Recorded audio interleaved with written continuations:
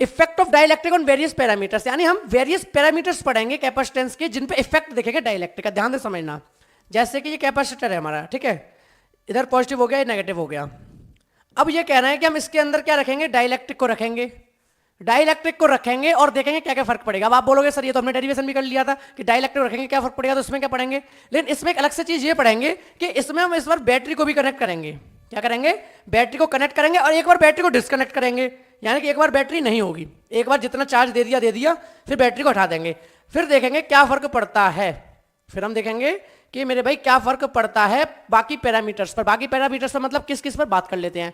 Effect of dielectric when the battery is kept disconnected from the capacitor. सबसे पहली बात जो भी अब हम डिस्कशन करेंगे डिफरेंट पैरामीटर्स के ऊपर कि चार्ज पे क्या फर्क पड़ेगा, एनर्जी स्टोर पे क्या फर्क पड़ेगा, कैपेसिटेंस पे क्या फर्क पड़ेगा, पोटेंशियल डिफरेंस पे क्या फर्क पड़ेगा, इन सब की बात करेंगे। लेकिन किस कंडीशन में, बैटरी इज केप्ट डिस्कनेक्टेड। इस वर्ड को याद रखना, इस लाइन को। अब बैटरी कनेक्ट लइए, यानी कि जितना चार्ज दे दिया, अब जो भी होगा इसके अंदर स्टडी करेंगे, इस कैपेसिटेंस के अंदर जब डाइलेक्ट्रिक स्लैब को रखा जाएगा तो क्या फर्क पड़ेगा। लेकिन एक बात याद रखना, बैटरी कनेक्ट नहीं है, battery is kept disconnected. Clear है, बैटरी कनेक्ट नहीं है। बात करते हैं आगे। Let Q0, C0, V0, E0 and U0 be the charge, capacitance, potential difference and electric field and energy stored respectively before the dielectric slab is inserted। देखो ध्यान से समझना, अभी इस कैपेसिटर के अंदर हमने बैटरी भी नहीं लगाई है और इस कैपेसिटर के अंदर हमने कोई भी अभी डाइलेक्ट्रिक मटेरियल भी नहीं रखा है। तो पहले इस कैपेसिटर के अंदर डिफरेंट पैरामीटर्स की स्टडी कर ले रहे हैं। कब, बिना डाइलेक्ट्रिक रखे। क्या होगा, नंबर 1 C0, पहला नंबर Q0, यानी कितना चार्ज है भैया, Q0 चार्ज है, अभी डाइलेक्ट्रिक नहीं रखा, बैटरी तो डिस्कनेक्ट कर ही दी है, चार्ज Q0 है। कैपेसिटेंस C0 है भैया, इसका कैपेसिटेंस है C0, कब, अभी डाइलेक्ट्रिक स्लैब नहीं रखा। देखेंगे क्या फर्क पड़ेगा। V0 पोटेंशियल है भैया, V0 इसका पोटेंशियल डिफरेंस है V0। E0 इसका इलेक्ट्रिक फील्ड है E0, अभी कोई भी डाइलेक्ट्रिक स्लैब नहीं रखी गई है, लेकिन बैटरी नहीं है, बैटरी से डिस्कनेक्ट है। लास्ट बचा है U0। एनर्जी कितनी स्टोर करेगा capacitor, energy stored in a capacitor, ये भी हमने डेरिवेशन किया था मेरे भाई। तो U0 यानी C0, V0, E0, U0, इन चारों फैक्टर्स को देखेंगे क्या फर्क पड़ेगा। कब, जब डाइलेक्ट्रिक आ जाएगा। क्या फर्क पड़ेगा, जब डाइलेक्ट्रिक आ जाएगा। बिना डाइलेक्ट्रिक के तो बात है C0, V0, E0, U0, देखेंगे क्या फर्क पड़ेगा। नंबर 1 Q0 कितना है, C0 इंटू V0, ठीक है, पहला फॉर्मूला आप लोगों को याद होगा, नंबर 1। ये फॉर्मूले याद होने चाहिए कि चार्ज इक्वल होता था CV, Q0 V0। एक फॉर्मूला था E0 equal V0 upon D। Number 2 formula ये भी आपको होना चाहिए कि जो इलेक्ट्रिक फील्ड निकलता था वो कैसे निकलता था, जितना पोटेंशियल है डिवाइडेड बाई जो उसकी थिकनेस या डिस्टेंस होता था। Energy stored in a capacitor, formula हमारा ये निकला था, formula number 3। Energy stored in a capacitor कितना निकला था, U0, यानी जो एनर्जी स्टोर्ड है बिना डाइलेक्ट्रिक के, क्योंकि नोट हम तब मान के चल रहे हैं जो ओरिजिनल है सारी चीजें। हाफ C0 जो कैपेसिटेंस है उस टाइम पे, V0 जो उस टाइम पे पोटेंशियल है उसका स्क्वायर। तो ये सारी बातें हो गई, ये सारे फॉर्मूले हो गए जब हमने डाइलेक्ट्रिक स्लैब को इंट्रोड्यूस नहीं किया। कुछ भी नया नहीं है, सारे फॉर्मूले हमें पहले से याद है, हम पहले पढ़ चुके हैं, लेकिन अब हम देखेंगे क्या फर्क पड़ेगा। ठीक है, आगे बढ़ते हैं। चार्ज पे देखते हैं क्या फर्क पड़ेगा। नंबर 1 हमने किसको उठाया, नंबर 1 पे हमने उठाया चार्ज को। देखेंगे चार्ज पे क्या फर्क आने वाला है। तो चार्ज के बारे में क्या है, the charge on the capacitor plate remain Q because the battery has been disconnected before the insertion of the dielectric slab. यानी डाइलेक्ट्रिक स्लैब तो रखी नहीं, आपने कैपेसिटर के अंदर से बैटरी हटा ली। अब एक बात बताओ, बैटरी हटा ली तो अब चार्ज कौन देगा भैया, बैटरी है नहीं, जितना भी चार्ज पहले से है कैपेसिटर पर, जितना भी चार्ज पहले से है उतना ही रहेगा। रख दो डाइलेक्ट्रिक स्लैब, कोई दिक्कत नहीं है, लो रख दी। डाइलेक्ट्रिक स्लैब रखने के बाद भी चार्ज पे फर्क नहीं पड़ेगा। नंबर 1 कि डाइलेक्ट्रिक स्लैब रखी बट चार्ज पे फर्क नहीं पड़ा। तो एक पैरामीटर की स्टडी हो गई कि चार्ज Q0 ही रहा।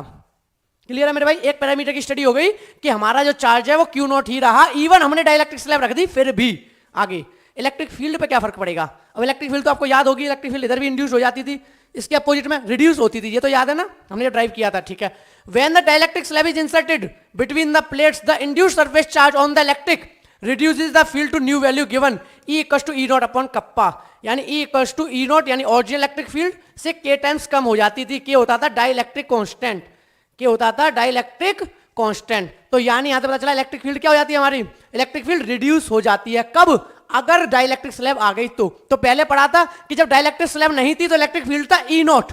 फिर हमने पढ़ा कि जब डाइलेक्ट्रिक स्लैब रख दी, बैटरी कनेक्ट नहीं है, K टाइम्स कम हो गई, यानी याद रखना चार्ज सेम रहा, इलेक्ट्रिक फील्ड कम हो गया। Next parameter potential difference, the reduction in the electric field result the decrease in potential difference. अब एक बात बताओ, पोटेंशियल डिफरेंस में इलेक्ट्रिक फील्ड आता है, V इक्वल टू क्या होता है E इंटू डी। अब जब इलेक्ट्रिक फील्ड ही कम हो गया तो पोटेंशियल तो वैसे ही कम होगा, डाइलेक्ट्रिक स्लैब लाने पे E कम हुआ, E कम हुआ तो V तो कम होना ही होना है। तो यहां से देखो V इक्वल टू क्या है इन्होंने लिखा, इससे क्या लिख सकते हैं ये E not D upon kappa, ठीक है। तो ये भी कितना हो गया K टाइम्स कम हो गया V नॉट, यानी जितना पोटेंशियल पहले था V नॉट यानी ओरिजिनल पोटेंशियल, V नॉट यानी कि ओरिजिनल पोटेंशियल जब आपने डाइलेक्ट्रिक स्लैब को नहीं रखा तो V नॉट था उसका K टाइम्स कम हो गया, कौन न्यू पोटेंशियल, तो हो गया भैया V equals to V naught upon kappa, यानी V डाइलेक्ट्रिक स्लैब के बाद V नॉट यानी डाइलेक्ट्रिक स्लैब रखने से पहले K टाइम्स कम हो गया। क्या क्या पता चला, चार्ज सेम रहता है, इलेक्ट्रिक फील्ड कम होता है K टाइम्स, V भी कम होता है K टाइम्स। नेक्स्ट पैरामीटर की तरफ बढ़ते हैं, एनर्जी और कैपेसिटेंस। कैपेसिटेंस के साथ क्या होगा, as a result of decrease in potential difference the capacitance increases K times. अब हमें पता है कैपेसिटेंस का फॉर्मूला क्या होता है, C इक्वल्स टू होता है Q upon V, C equals to होता है Q अपॉन V। अब खुद बताओ भैया V कम हो गया तो C तो इनवर्सली प्रोपोर्शनल है ना, C V के इनवर्सली प्रोपोर्शनल है, V कम होगा तो C बढ़ेगा, V ज्यादा होता तो C कम होता। अभी अभी हमने देखा पोटेंशियल घट रहा है K टाइम्स तो कैपेसिटेंस बढ़ जाएगा K टाइम्स, क्योंकि इनवर्सली प्रोपोर्शनल है। क्लियर है, तो वो K टाइम्स कम हुआ, V naught upon K times कम हुआ तो ये K टाइम्स इंक्रीज कर गया। फॉर्मूला पुट करके देखो, V नॉट अपॉन K ऊपर पहुंचे, Q नॉट अपॉन V मतलब क्या C नॉट, यानी कि डाइलेक्ट्रिक रखने से पहले अगर कैपेसिटेंस C नॉट था तो डाइलेक्ट्रिक रखने के बाद capacitance K times of C not हो जाएगा, जो कि C K times of C not, यानी कैपेसिटेंस भी बढ़ रहा है। दो चीज घट रही है डाइलेक्ट्रिक रखने पर, इलेक्ट्रिक फील्ड घट रहा है, पोटेंशियल घट रहा है, कैपेसिटेंस बढ़ रहा है। तो नेक्स्ट बढ़ते हैं, नेक्स्ट पैरामीटर अपन लोग एनर्जी स्टोर्ड। जो एनर्जी स्टोर होगी कैपेसिटर के अंदर वो एनर्जी कितनी स्टोर होगी, तो the energy store decrease by factor of K times. तो U इक्वल टू होता था हाफ CV स्क्वायर। अब इसमें वैल्यू पुट कर दो जो कैपेसिटेंस पोटेंशियल की थी, देखो ध्यान से, U is equal to half. अब कैपेसिटेंस की वैल्यू कितनी आई, K times of C naught, कितनी आई K times of C naught, और V कितना है V naught upon K times, ठीक है, अपॉन स्क्वायर। लेकिन एक बात मेरे भाई ध्यान रखना कि जो ये पोटेंशियल है ना अपन का, पोटेंशियल भी K टाइम्स कम हो रहा है और कैपेसिटेंस भी K टाइम्स बढ़ रहा है। तो कायदे की बात तो ये है कि पोटेंशियल एनर्जी, जो पोटेंशियल एनर्जी बोला हूं, जो एनर्जी हमने निकाली उसमें हमारा C नॉट K टाइम्स बढ़ा था, पोटेंशियल K टाइम्स कम हुआ था, तो ये कैंसिल हो जाना चाहिए था। लेकिन यहां दिक्कत क्या आ गई कि जो एक है वो स्क्वायर है, देखो कैपेसिटेंस से ज्यादा फर्क नहीं पड़ेगा, पोटेंशियल ज्यादा फर्क पड़ेगा, क्योंकि U जो है कैपेसिटेंस के तो डायरेक्टली प्रोपोर्शनल है, लेकिन V के स्क्वायर के डायरेक्टली प्रोपोर्शनल, यानी पोटेंशियल से ज्यादा फर्क पड़ेगा। तो इसीलिए स्क्वायर होने की वजह से एक कप्पा तो कट गया पर एक K रह गया, तो इसीलिए ओवरऑल देखा गया तो जो पोटेंशियल एनर्जी है या जो एनर्जी स्टोर होगी कैपेसिटेंस के अंदर, कितनी हो जाएगी, इनिशियल एनर्जी के K टाइम्स कम हो जाएगी, यानी एनर्जी डिक्रीज हो जाएगी K times, dielectric constant times, ठीक है। पुट करके देख लिया, हाफ C की जगह K C नॉट, V की जगह V नॉट अपॉन K। जब खोल के सॉल्व किया तो आ गया 1/K 1/2 C naught V naught का स्क्वायर। यानी कहने का मतलब है कि आपकी एनर्जी स्टोर जो कैपेसिटेंस में हो रही है और आपने डाइलेक्ट्रिक स्लैब रख दी तो वो एनर्जी क्या हो जाएगी, कम हो जाएगी, रिड्यूस हो जाएगी K टाइम्स। क्लियर है मेरे भाई। तो ये कुछ फैक्टर्स थे जो हमने पढ़े जब हमारी बैटरी डिस्कनेक्ट थी। अब हम यही फैक्टर फिर से पढ़ेंगे रिपीट करके जब हमारी बैटरी कनेक्ट रहेगी। फर्क समझ में आ रहा है इसमें और उसमें फर्क क्या था, सेम पैरामीटर पढ़ेंगे, चार्ज पे, पोटेंशियल पे, कैपेसिटेंस पे, लेकिन उस टाइम पे बैटरी हटा दी थी, अब बैटरी लगी रहेगी, यानी effect of dielectric when battery remain connected across the capacitor, यानी अब कैपेसिटर से बैटरी कनेक्ट रहेगी। ठीक है मेरे भाई, अब बैटरी नहीं हटने वाली। अब स्टडी करेंगे क्या होने वाला है, क्लियर है। यानी अब डाइलेक्ट्रिक स्लैब अगर इसके बीच में आती है तो क्या फर्क पड़ेगा, तो वही वाली बात पहले बात कर लो, जब डाइलेक्ट्रिक स्लैब को नहीं रखा है तब वो क्या सिचुएशन है, उसके बाद ही तो देखेंगे कि भैया पहले की तो ये सिचुएशन है, डाइलेक्ट्रिक स्लैब रखने के बाद सिचुएशन ये हो गई। तो पहले की सिचुएशन देखते हैं, number 1 Q naught C naught V not E not, मान लिया ये सारे क्या है, चार्ज, कैपेसिटेंस, पोटेंशियल और आपका इलेक्ट्रिक फील्ड और एनर्जी स्टोर्ड। तो Q नॉट क्या हो गया, C नॉट V नॉट, भैया इसमें तो कुछ फर्क आएगा नहीं, चाहे आपने बैटरी कनेक्ट की है चाहे नहीं की, इनिशियल वालों में कोई फर्क नहीं है, यानी ओरिजिनल वालों में। तो Q naught C naught V naught, electric field V naught upon D जो भी पहले निकाला था, U naught equal to half C naught V naught का स्क्वायर। क्लियर है। अब क्या करेंगे, अब इसको हम डाइलेक्ट्रिक स्लैब को रखेंगे बीच में और स्टडी करेंगे डाइलेक्ट्रिक स्लैब रखने के बाद क्या फर्क पड़ेगा। अब आप लोग कहोगे सर ये तो अभी अभी पढ़ लिया, डाइलेक्ट्रिक स्लैब रखने क्या फर्क पड़ेगा, तो मेरे भाई क्या फर्क है, पहले पढ़ा था जब बैटरी कनेक्ट नहीं थी, इस बार बैटरी कनेक्ट है, अब देखेंगे कि क्या फर्क पड़ता है, बहुत ज्यादा फर्क पड़ता है या कुछ फर्क नहीं पड़ता।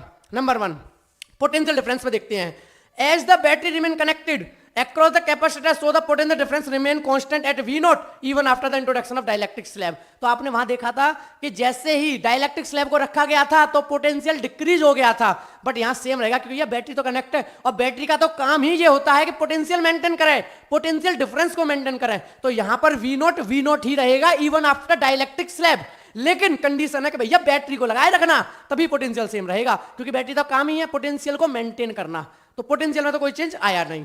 आगे अब potential change in electric field देखते हैं, as the potential difference remain unchanged so the electric field E naught between the capacitor plate remain unchanged. जब भैया पोटेंशियल डिफरेंस में चेंज नहीं आ रहा तो इलेक्ट्रिक फील्ड में नहीं आएगा, क्योंकि पोटेंशियल डिफरेंस इलेक्ट्रिक फील्ड के फॉर्मूले में ही आता है, ई इक्वल टू क्या होता है, वी अपॉन डी एक्स।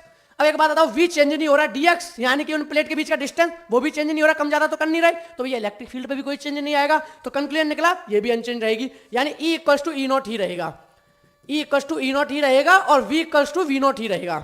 दो बातें क्लियर हो गई, पोटेंशियल डिफरेंस पे नो चेंज, इलेक्ट्रिक फील्ड पे नो चेंज। आगे capacitance, the capacitance increase from C naught to C। भैया कैपेसिटेंस इंक्रीज हो जाएगा K टाइम्स, कैपेसिटेंस क्या हो जाएगा, इंक्रीज हो जाएगा K टाइम्स, यानी जब आपने डाइलेक्ट्रिक स्लैब को रख दिया तो डाइलेक्ट्रिक कांस्टेंट जो डाइलेक्ट्रिक स्ट्रेंथ है उसके टाइम्स हो जाएगा C नॉट, यानी ओरिजिनल से बढ़ जाएगा। कब, जब हम डाइलेक्ट्रिक स्लैब को रख देंगे। बिल्कुल क्लियर है मेरे भाई, क्योंकि कैपेसिटेंस किस पर डिपेंड करता है, चार्ज पर डिपेंड करता है। एक बात बताओ, पोटेंशियल मेंटेन, अब जो C इक्वल टू क्या होता है, Q अपॉन V, थोड़ा सा आइडिया दे देता हूं। अब यार V तो कांस्टेंट है, लेकिन V को कांस्टेंट करने के लिए बैटरी क्या देगी, चार्ज देगी, तो ये चार्ज तो बदलेगा ना, चार्ज बदलेगा तो C बदलेगा। बैटरी V को कैसे सेम रखेगी, कैसे मेंटेन करेगी, चार्ज को दे देकर, तो तभी तो क्यू चेंज होगा, तो कैपेसिटेंस चेंज होगा। यानी कि कनेक्टेड जब है बैटरी आपकी कैपेसिटर के साथ और डाइलेक्ट्रिक स्लैब को रख दिया तब भी कैपेसिटेंस इंक्रीज ही करेगा K टाइम्स। नेक्स्ट चार्ज की बात कर लेते हैं, the charge on the capacitor plate increases from Q naught to Q। तो मैंने अभी भी बोल दिया कि पोटेंशियल डिफरेंस को मेंटेन करने के लिए बैटरी को चार्ज भेजना पड़ेगा, तो जितना चार्ज पहले था कैपेसिटर पे उससे इंक्रीज कर जाएगा। तो भैया इन्होंने बोल दी कि इंक्रीज कर जाएगा, इन्होंने फॉर्मूले के टर्म में बोल दिया Q इक्वल टू CV।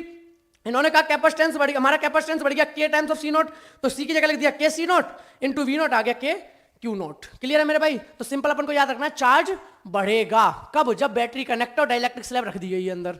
ठीक है, एक दो टर्म और बचे होंगे वो भी डिस्कस कर लेते हैं। लास्ट है एनर्जी स्टोर्ड। एनर्जी स्टोर्ड क्या होगा, वहां हमने देखा था एनर्जी स्टोर्ड कम हो गई थी जब डाइलेक्ट्रिक स्लैब को रखा गया था और बैटरी डिस्कनेक्ट थी, लेकिन इस बार बैटरी कनेक्ट है, देखते हैं क्या होगा। The energy stored in the capacitor increases by K times. इस बार हमारी जो एनर्जी है वो बढ़ जाएगी। अब जो एनर्जी बढ़ जाएगी, ये तो सिंपल सा लॉजिक है। कैसे सिंपल सा लॉजिक है, देखो कैपेसिटेंस की एनर्जी मतलब क्या होता है कि कितना चार्ज वो अपने अंदर होल्ड कर सकता है। ठीक है, चार्ज को स्टोर करने की कैपेसिटी, चार्ज बढ़ता जा रहा है तो एनर्जी स्टोर करने की बढ़ती जाएगी। तो सीधी सी बात है, इसमें तो डाउट ही नहीं है कि एनर्जी तो बढ़ेगी बढ़ेगी, बैटरी कनेक्ट है तो बैटरी चार्ज दे रही है, चार्ज बढ़ता जा रहा है, यानी उसके अंदर स्टोर करने की कैपेसिटी बढ़ रही है। तो चार्ज बढ़ रहा है तो एनर्जी तो बढ़ेगी बढ़ेगी, बस इन्होंने डेरिवेशन के फॉर्म में बता दिया थोड़ा सा उसमें इंट्रोड्यूस करके। क्लियर ना, ये तो फील आ गया ना कि एनर्जी तो बढ़ेगी बढ़ेगी। अब देख लो, U इक्वल टू क्या, हाफ CV स्क्वायर, C की वैल्यू क्या थी K C नॉट और V की वैल्यू क्या थी V नॉट का स्क्वायर, तो K बाहर निकाल दिया, half C naught V naught का स्क्वायर, और half C naught V naught का स्क्वायर क्या था, इनिशियल पोटेंशियल एनर्जी या इनिशियल एनर्जी, तो K V नॉट का ये हमारा हो जाएगा जो इनिशियल वो वाला आ गया final energy stored, K times बढ़ जाएगी। अगर आप पूछे कोई, ये तो क्लियर हो ही गया था कि एनर्जी बढ़ेगी। भैया एनर्जी क्यों बढ़ेगी, एनर्जी इसलिए बढ़ेगी ना कि आप उसके अंदर चार्ज बढ़ाते जा रहे हो, यानी उसके अंदर होल्डिंग कैपेसिटी ज्यादा है तो कैपेसिटेंस बढ़ेगा।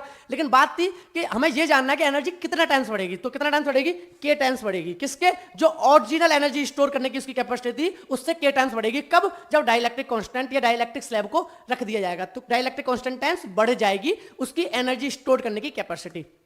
बिल्कुल क्लियर है मेरे भाई। तो ये कुछ पैरामीटर्स थे, थोड़ा सा ये इंपॉर्टेंट टॉपिक था, इस लिहाज से इंपॉर्टेंट टॉपिक था ये वाला कि भाई आपको एक बार इसमें सारे फॉर्मूले याद हो गए, समझ लो ना कि स्टार्टिंग से लेके एंड तक के सारे फॉर्मूले इस वीडियो में आ गए।